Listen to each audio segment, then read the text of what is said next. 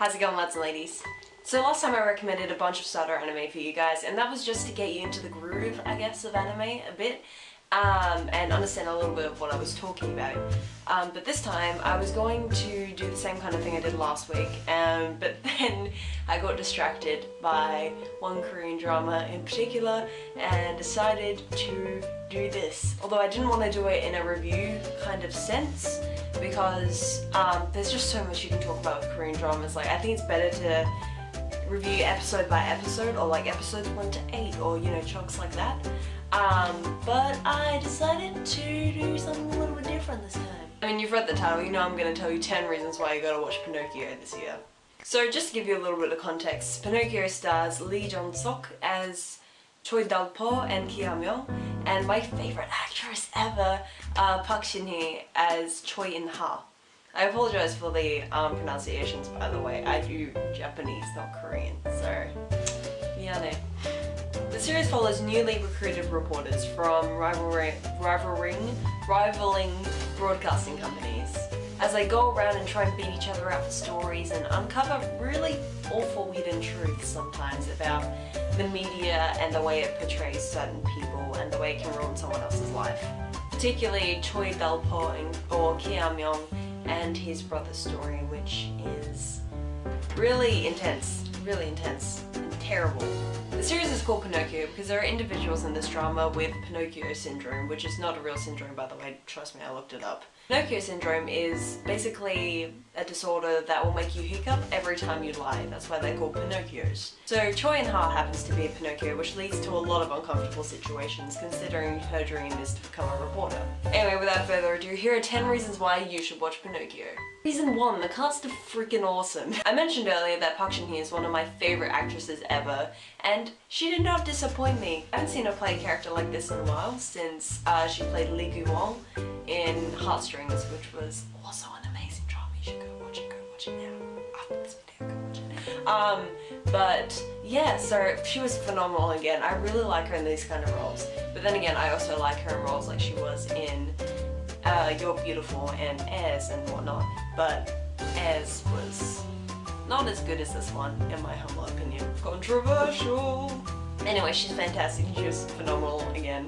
But was anyone really surprised? I wasn't.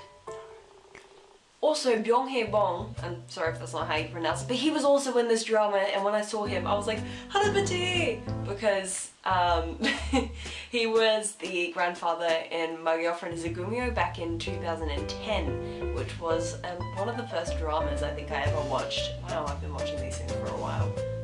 But like I have a massive soft spot for him, and he was amazing in this drama as well, and his performance really gave me the good feels. Across the board though, the cast was fantastic. This was only Young Kyun-san? This was only his third drama. The first one was Faith back in 2011? Yeah, 2011. And he's so good, like he's progressed so much, my god. He's really fantastic. Like, I've never seen an actor portray such controlled rage like him before. It was good. The child actors in particular were freaking heartbreaking, oh my god. Like, quite often I feel like the child actors are better than the main protagonists, like adult actors, which is crazy, but you know, like, they were really good. Anyway, you just have to look at all the awards it's got. Like, Lee Jong-suk got Best Actor, and him and Park Shin-hye were like, got nominated for Best Couple, and blah blah blah blah blah, and it's gotten a lot of awards for those two in particular, but everyone else was great. They deserve awards. Please. Anyway, great cast. Reason number 2, there wasn't a freaking love triangle.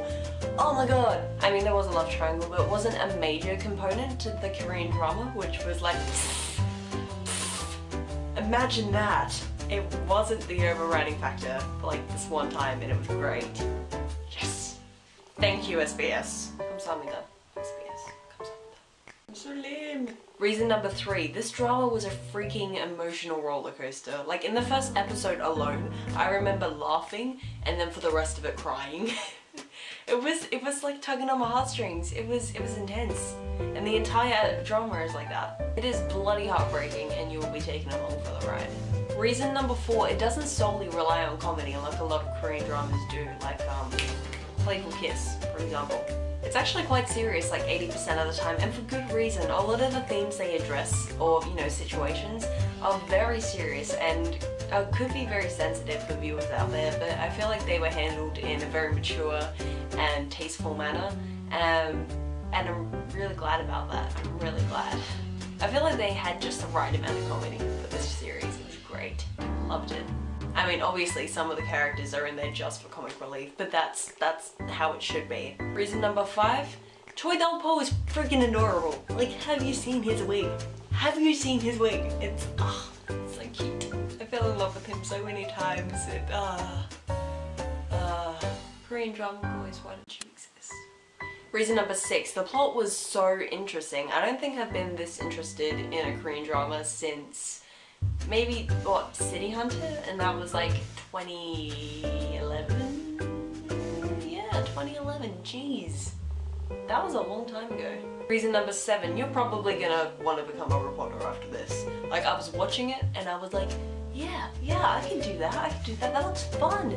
And then I went out and I watched the Australian news, and I just thought to myself, nah, I'll give it a pass on that one, unless I magically learn to speak Korean really good, and then I go to Korea, maybe I could be like a foreign correspondent, but like, yeah, I'm not liking my chances. Not liking my chances one bit. Nope. Reason number 8. In Korean dramas, usually the strongest bond between characters is between the two main leads. But in Pinocchio, I feel like the strongest bond, although definitely there was a strong bond between the two main leads, they both want something. I think the strongest bond was between Choi Dal-po and his grandfather. Because, oh my god, they had a love, I guess, or I don't know, a bond that just transcended blood ties, and it was the sweetest thing to watch and heartbreaking at times, and it was just really nice. I think around in episode 8, like, you see them in the bath together and they're scrubbing each other's backs, and you know, from a foreigner point of view, it's like, whoa man, but you know, it really just emphasizes that closeness, and that was really the highlight of the drama for me. That and he was in a bath. Come on, you were thinking it too. Reason number 9, I have never ever seen anyone hiccup as cute and as sweetly as Choi and Ha does. When I hiccup, I look like a dying seal, and I sound like one too. I shit you not, one time a friend of mine, well actually no, multiple times, friends of mine have almost pissed themselves laughing at hearing my hiccup while I'm in pain. I think I need new friends. Which brings us to reason number 10. I get this really odd satisfaction when I see characters that I hate, like, go in a downward spiral and completely, I don't know what the thing is, fall apart. And that happens in this drama, and boy does it happen. It's so satisfying. Although what I didn't expect was for one of the characters I had strong affection for to also be caught in that downward spiral, and it wasn't his fault. Like, life just isn't fair to some people, honestly. It was not good. I mean, in his position I would have done the same thing and he fucked up, but like, it hurt. It really hurt. It hurt right here. My boob. Anyway, so there are 10 reasons why you should watch Pinocchio, the Korean drama. Bada bing. Is it possible that I get lamer and lamer every video? Why do you stick around? Why? Anyway, I should shut up before I say something else. Like and favorite if you enjoyed, subscribe if you want more, and tell me in the comments, have you watched this drama? Would you watch this drama? What were your favourite parts in the drama? I think it'd be interesting to hear what you guys think. Do you guys have something you'd like me to do next? What would I was gonna say something, then I forgot. Yay! My brain. I was actually thinking about reviewing Me. If you guys would want to see that, let me know. I thought that was really cool, and I want to talk about it, but I think people think it's too weird. I don't know, man. I don't know. I like it. Anyway, that is the end. That is the end. That is the end. Goodbye!